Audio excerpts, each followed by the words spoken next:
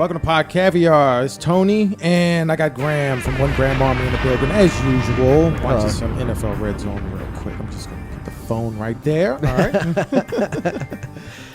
We are in for a really good show. It's more of a prequel to the series that's coming up to end the second season of Pod Caviar, something I talked about in the last episode. More importantly, because when I told Graham about it, he said he definitely wanted to be a part of it. Absolutely. So we're going to talk about Ryder Trucks and their association with terrorism in the 90s. Yeah, it is, even thinking back without really having done any research on the subject, that is something I do remember, is Ryder Trucks being associated with terrorism. A lot of things involving rental vehicles. Right. I think probably something that a lot of listeners may not remember is that before 9/11, there was terrorism. Yeah. And it was similar terrorism to the terrorism that happened after 9/11. Right. A lot of exploding cars, Yep. vans, Ryder Trucks. Yeah.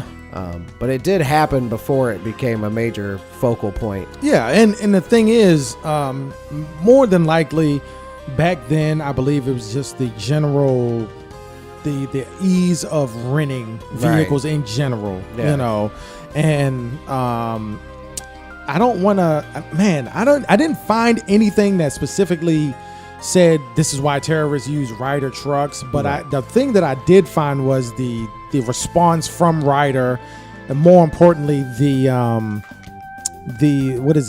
PR firm that works with them, that worked with them back in the day, and their response to the question, why do terrorists prefer Ryder Trucks? And they pretty much just said, no, they don't. So do the stats bear out that specifically Ryder, not, there's a word for it, and I can't remember what it is, but there's a thing where you talk about a thing that's a brand as opposed to the product, a zipper, that's the case. A Frisbee is one of those. A Band-Aid, is a trademarked name for an object, for like an adhesive bandage. Yeah. But we all just call them Band-Aids. That's true. So in this case, are we talking about Ryder Trucks in the sense that we just refer to rented trucks as Ryder Trucks, or is Ryder specifically Ryder Truck, the company Ryder Trucks. Wow. Yeah.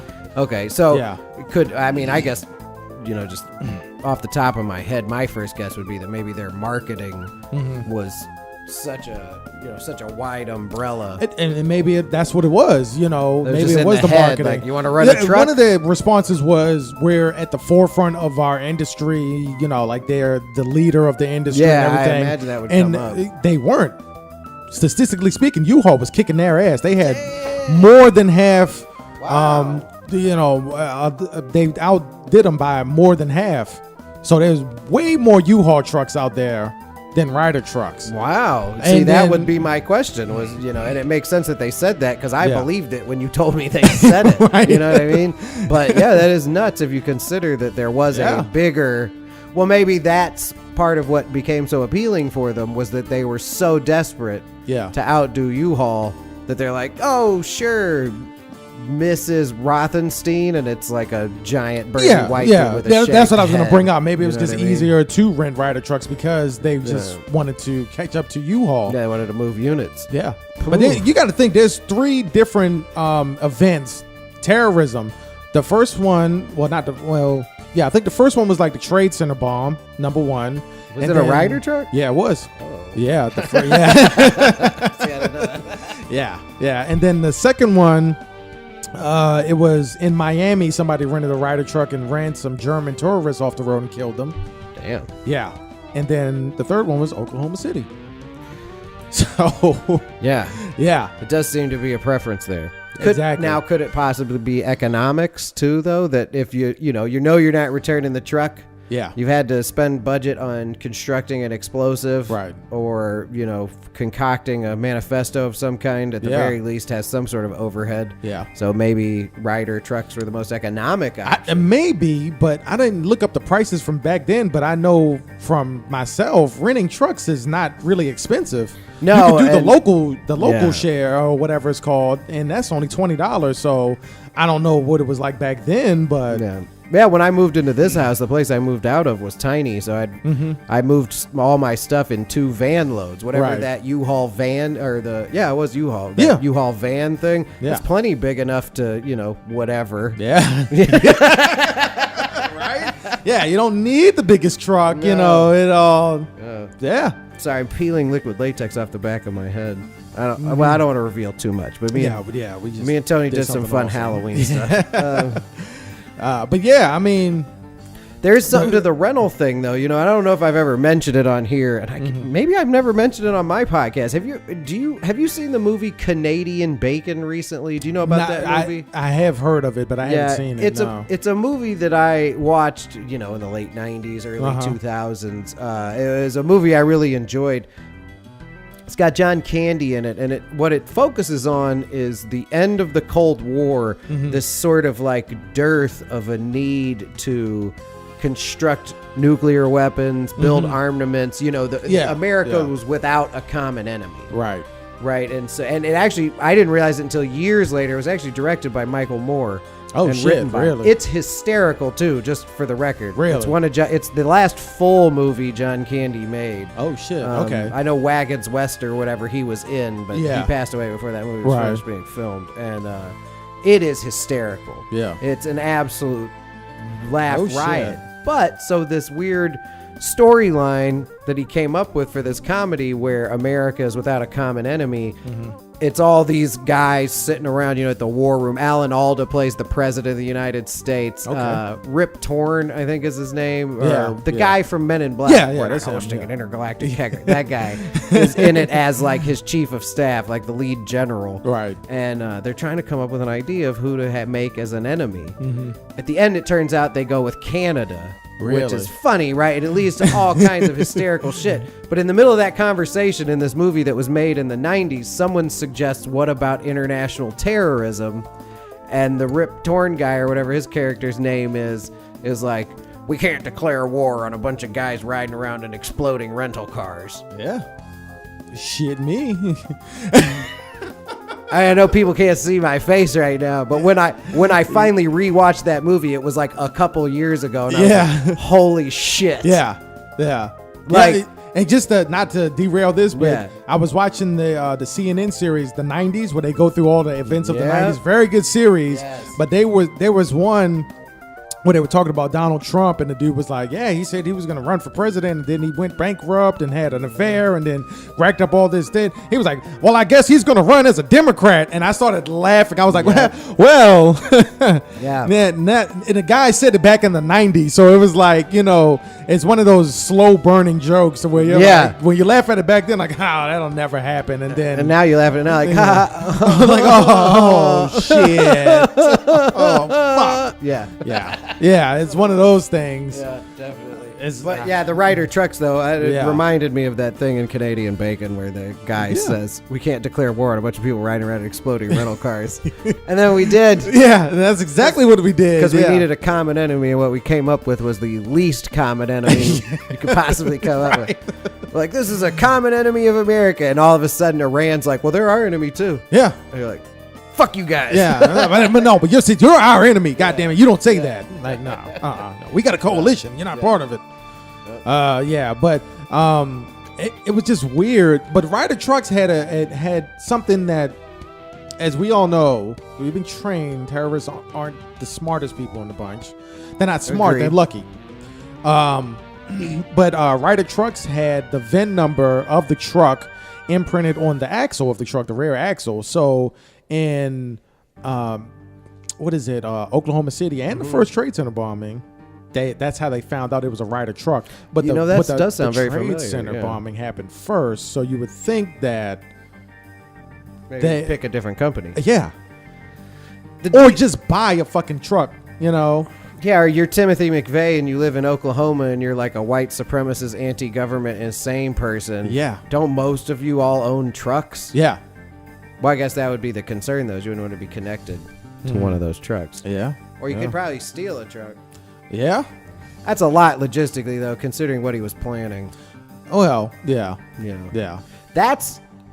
we'll go into that because there's a lot of...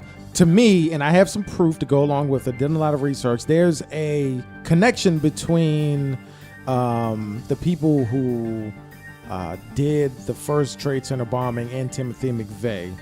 Supposedly, Khalid Sheikh Mohammed was he was involved in both 9/11 and the first bombing. I have heard that. Timothy McVeigh supposedly met with those guys, and that's how he became, he became much better at building the bomb. Right. So yeah, we'll go into that, but sort of a training into that sort of guerrilla war tactics. Yeah. I mean, there's a lot of things that what's going on, and once we walk through it, and I know this is just a preview, but once we walk through it, then there's a lot of dots that get connected, and the main thing is the overall mindset of America back then.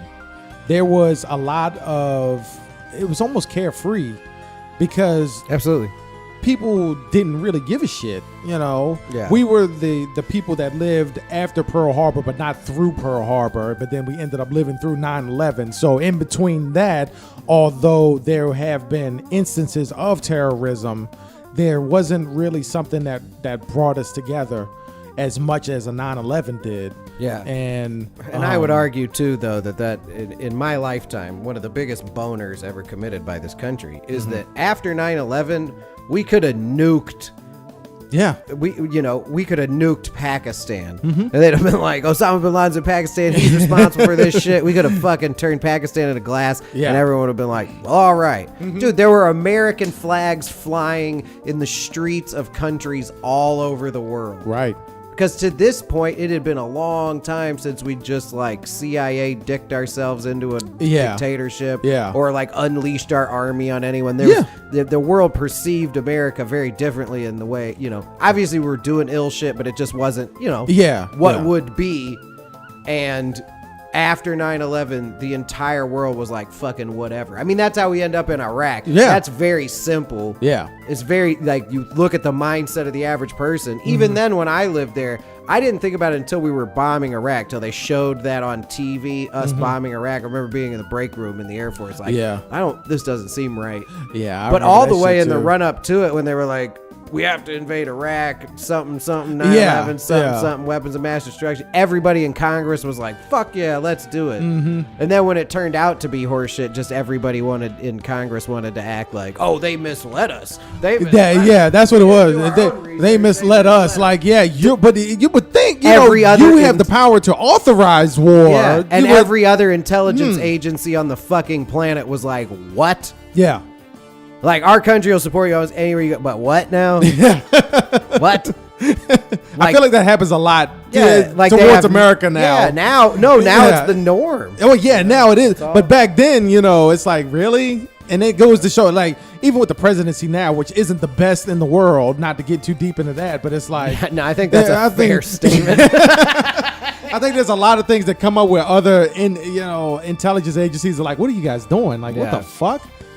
Even after, but no, I take that back, because Russia is doing a lot of fucking up now, and they have been for a while now, which isn't really normal. Yeah, but who's going to step on their toes? Who's going to step on their? Not us. They don't really. Not us. The Russian intelligence community is Russia and countries whose intelligence community, they have their foot on their neck. Exactly. You know what I mean? Yeah, that's pretty much it. So it is a bit different, but I mean, our closest allies, all the other white people, Revolutionary War era countries that, England, France, Canada, fucking all of our oldest, most ideologically synced up allies, even the Germans and the Japanese. Yeah. You throw them in the mix. They were like, what? What? But especially our closest, most recent weird allies that we had for a long time. We figured out, look, man, Saddam Hussein tried to kill George Bush Sr., so George Bush was like, I'm going to go get him. No, it did. And then it was some Halliburton shit that went on in there. It's all in the Middle East, so there's always going to be an interest in that until we move away from that. But yeah, I guess we should probably cover this in broad strokes, this being a preview, because there's so. And I mean, what's nuts about it too is it's one of those things that even as it was going on, people were like, "Hey, this brings me to now and why no one's nothing's happening. Right. No one's overthrowing the government. No one's trying to impeach Trump." Because when Bush was president, it was basically an administration where it was like, well, you know, our vice president owns this giant company that profits in major ways from these wars happening, and especially if they happen in these specific locations, we can make oodles and oodles and oodles of money. Well, we're just doing that. Yeah. And they're like, oh, it turns out why you did that was bogus. And they were like, oh, sorry. Well, I don't know, man. We got bad Sorry intel. about that. So, It was nuts a few years ago. George Bush Sr., like put out that book or that essay or whatever where he's essentially like chastising Rumsfeld and Cheney for chicken hawking his sweet dick and his kid, you know. And that's exactly what happened, you know, because it was very clear that there were no weapons of mass destruction in Iraq. No, there weren't. It was certainly proof that the presidency, though, could do, because that's some crazy shit. I mean, they started like some big wars that are still going on to make some money. Really. And when it all came out, we all found out, everyone was like, hey, that's what happened. And they were like, yep. Yeah. What are you going to do about it? Yep. There you go. Yeah. And here is what the next president will inherit. Yep. There you have it. Yeah. All right. Take it easy. I'm gone. Yeah, Obama largely just like for the most part, the most terrifying policies of that era. He just was like, yeah, we need the Patriot Act still. Yeah. Guantanamo Bay, we'll keep it. Yeah, I mean, he was painted into a corner. Yeah, in a way, you know. But then you go to that intelligence briefing. Yeah, you're on the campaign trail. Like, all right, we'll close Guantanamo Bay, and I'll end the wars. Yeah, we're not gonna do this anymore to American citizens. We're not. It's the threat isn't as strong as we thought. And then he sits down in like an intelligence briefing and walks out like pale, like smoking 3 cigarettes at the same time. Like, oh my god, like, you make different. You make different decisions. Oh yeah, you're like, well, I guess we got to keep. There's these the politician that fucking does the politicking, and then there's a politician that really has a job to do. Yeah, it's a job you don't want. I would think, being the president. It's part of what speaks to how insane our current president is, because he wanted to be president real bad. Yeah, and he's really fucking insane. Yeah, the actual crazy person. What part of the government would you be in? Now, see, this is an interesting question, because most of my life... hold on. Let me say that. What part of the government would you want to be in where you could do your job but kind of be like the anti-hero, where you could still bang hookers and, you know, fuck strippers and do that shit? Senator from Wyoming. Why Wyoming? Tiny constituency. There's only one, there's 2 for every state. There's only one representative in the House of Representatives for the state of Wyoming. Okay. Because, you know, in the House, it's based on the population of the state. Right. There's only one. There's more antelopes in Wyoming than people. So I figure you probably don't get a lot of attention. You know, you kind of stay middle in the road. And I mean, that's true. Vote, yeah, because I haven't heard of who hears about senators from Wyoming. No, it just popped in my head. This isn't something I've not ever thought about. That's what I was gonna say. Most of my life I've been like, you know, fucking fight the power. Now I understand how all this works, and we should tear it down. Now that I'm older, I'm like, I would like to apply for a job. I would like to apply for a job at your fucking, you know, white privilege Yale building. Yeah. Because, like, clearly that doesn't, you know, isn't an option. But now when I see it, I'm like, how do you become a part of that? Right. You know what I mean? Yeah. You see, like, corrupt politicians. You know, imagine if, like, when you were younger, I'm sure if someone was like, hey, man, you could represent this entire constituency of Baltimore. You know, you can go to the people and tell them all this. And when you become the dude, you're going to get a lot of money from, like, the heroin trade that's going on there, booze and shit. Maybe when you were younger, you'd been like, fuck that. Yeah. Right? Yeah. But right now, I've been like, let's do that. I mean, I'm going to go get a suit. Yeah. Thank you. See? That makes me think about that kind of thing all the time. I mean, being realistic, why wouldn't I want to do that? Yeah. So, and I don't want people to get it misconstrued when I have a conversation with you and I say, like, here's where the government's fucked up and, like, how all this stuff works. Yeah. At this point in my life, I'm not pointing that out because I think I'm going to do something about it. No. I'm pointing it out so that a younger person might listen to this and be like, one day I could be one of those guys. I mean, anything is possible. Yeah. And Hitler was a fucking failed artist. Yeah, that's true. And then he didn't go to art school, and then that pissed him. I mean, you want to talk about somebody getting pissed off and really overachieving for all intents and purposes. It would talk about a guy that didn't get into art school, and he got pissed off. And he's like, no, I'm not just going to fuck this art school up. Yeah. I'm going to fuck the whole world up. Yeah, I'm going to set the world on fire. Yeah. I'm going to build one of the most insane armies the world has ever seen. Yeah. And just start taking over shit. Oh, man, I wanted to tell you, there's a movie, the movie Finest Hour. Have you heard about that? It's about how Winston Churchill became in the Prime Minister of Great Britain during the run of the Germans coming to, invading Britain and everything. So it's a great movie. Yeah. I like historical movies. Absolutely. It's accurate.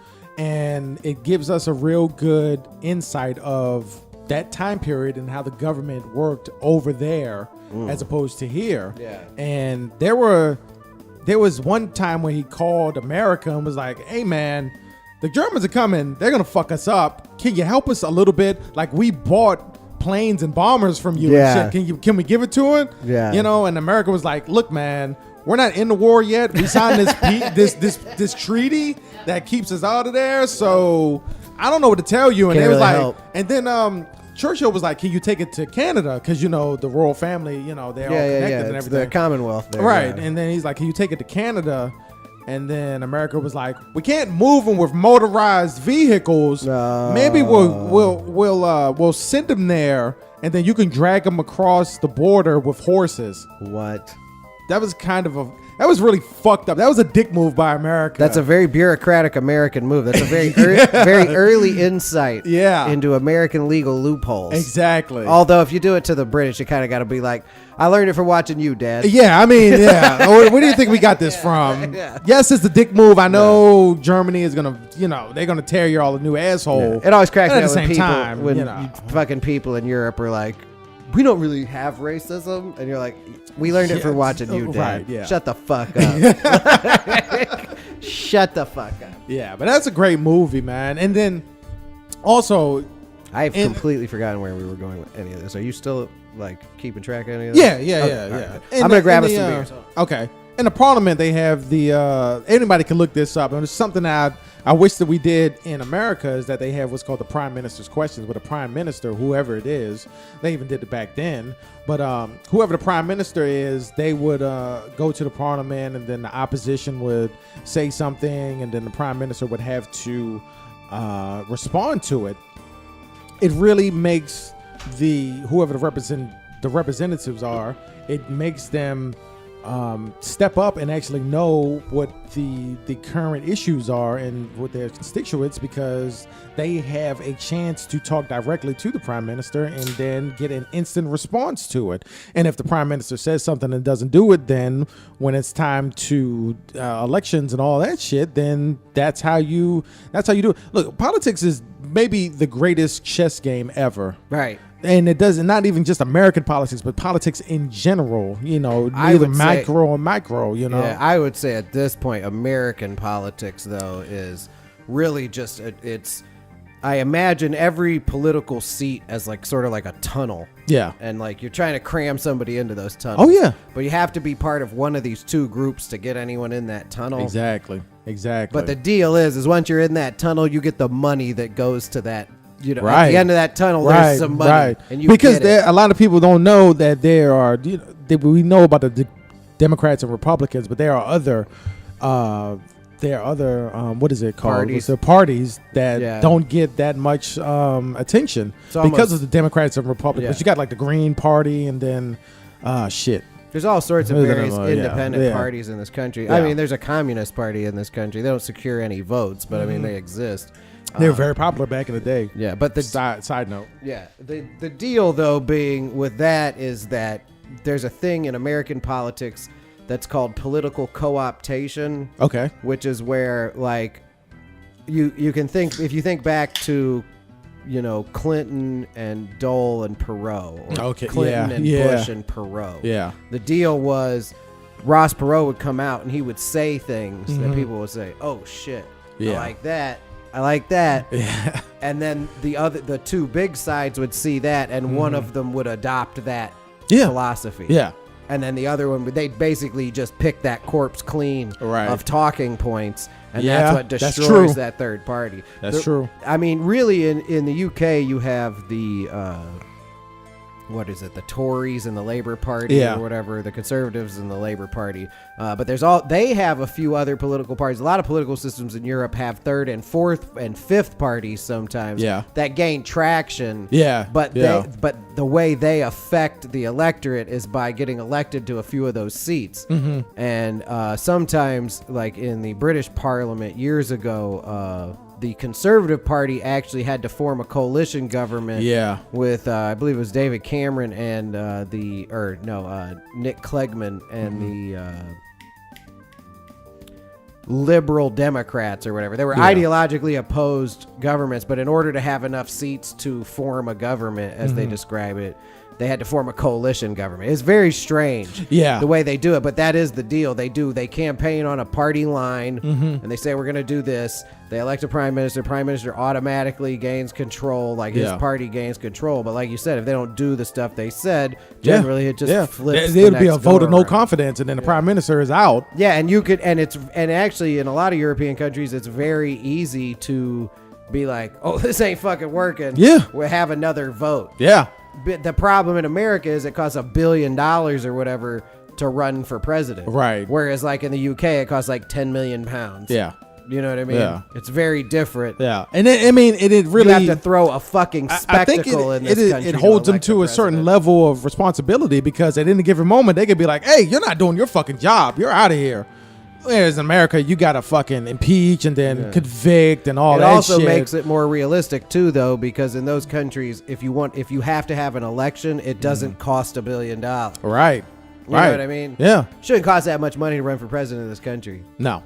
It should not. No, it shouldn't. It shouldn't. It really shouldn't. No. Shouldn't be that many wheels to grease. No, it shouldn't. And it should be regulated a lot more. But when you talk about regulation, then somebody's losing money. Who wants to lose money? Well, and which politicians are going to be like, let's regulate the way we do things. Right. That's why they don't have term limits. So, you know. It's very silly. And the mind state of when we talk about money, to walk it back a little bit, that really that really runs the whole policy of the Patriot Act, fighting terrorism, going to war with these countries, because these people have defense contracts, so they have private firms that do security, and they have all this shit. And you have these places in these districts where defense spending keeps everyone in that district alive. Well, you're living in one. There you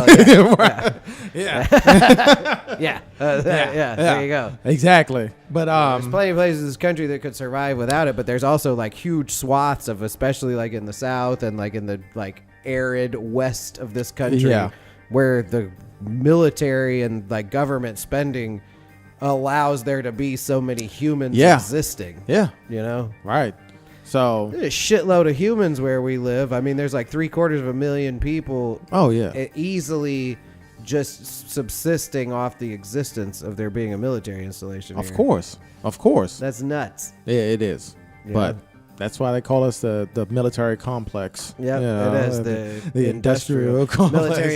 Military industrial complex, and that's what it is. But damn, I was gonna say that would be a good way to end your podcast, but it's still kind of early. What? How long have we gone? 18 minutes.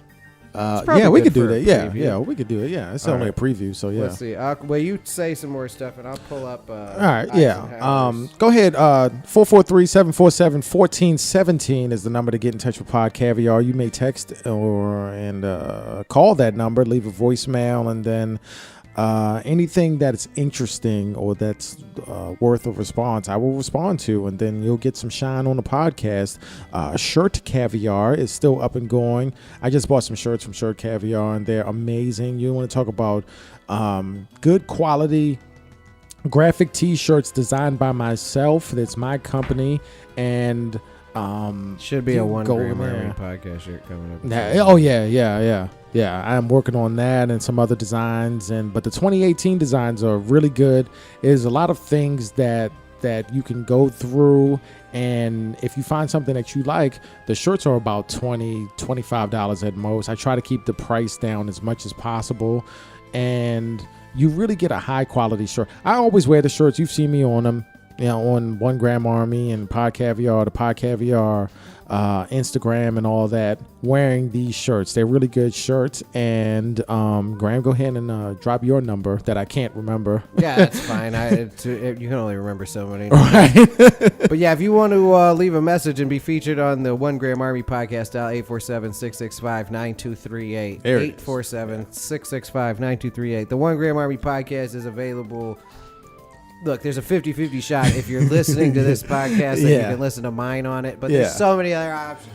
Oh, and I did want to mention, too, Google Play Music listeners, they're not updating that as quick as possible. Now there is Google Podcasts. And this applies to your listeners, too. Really? You know, Apple went from iTunes to Apple Podcasts. Yeah. They update those at the same rate. But now all of a sudden, Google Play Music is updating podcasts kind of sporadically, but they're updating instantly on Google Podcasts. I'm gonna have to look into that. If you already had Google Play Music, you can download the Google Podcast app. You can download the Google Podcast app if you didn't have Google Play Music, and now you can listen to podcasts for free, especially the One Gram Army and Pod Caviar. Yeah.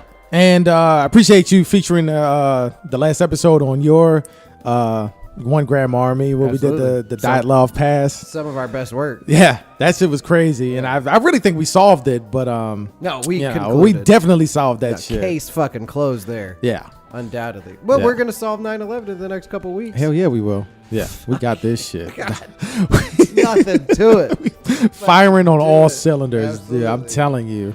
All right, but so if you want, I'll close your podcast out. This is what I was mentioning is that, as a matter of fact, like Eisenhower, when he left office, saw how the country was beginning to be structured and how corporations were, because of the like ultra embrace of capitalism, were coming up with ways to privatize and to make money off of war and imprisoning people. Yeah. And basically any mode of control you can think of. And this is what he had to say about it. All right. My fellow Americans, this evening I come to you with a message of leave-taking and farewell, and to share a few final thoughts with you, my countrymen. We have been compelled to create a permanent armaments industry of vast proportions. 3.5 million men and women are directly engaged in the defense establishment. The total influence, economic, political, even spiritual, is felt in every city, every state house, every office of the federal government. We recognize the imperative need for this development, yet we must not fail to comprehend its grave implications. In the councils of government, we must guard against the acquisition of unwarranted influence, whether sought or unsought, by the military-industrial complex. The potential for the disastrous rise of misplaced power exists and will persist. We must never let the weight of this combination endanger our liberties or democratic processes.